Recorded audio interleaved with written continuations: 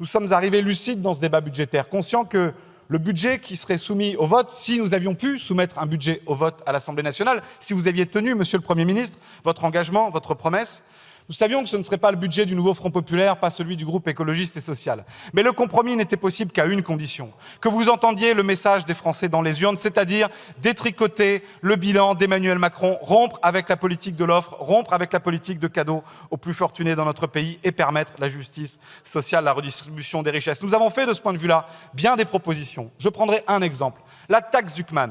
C'est une proposition de compromis que vous avez balayée d'un revers de main. Je dis compromis parce que la taxe Zuckman à elle seule ne suffit pas à réparer, à compenser une décennie de cadeaux, une décennie d'argent public déversé sans contrôle, sans condition et sans contrepartie sur les plus fortunés et sur les grandes entreprises. Vous l'avez balayée d'un revers de main. C'est donc vous qui avez fermé la porte à toute possibilité de compromis.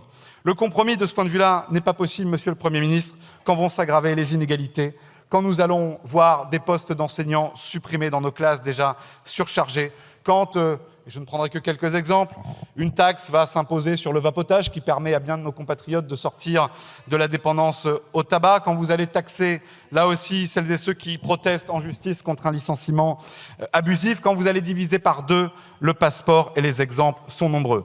Je dis à mes amis et à mes camarades socialistes que quelques non-reculs ne font pas une avancée.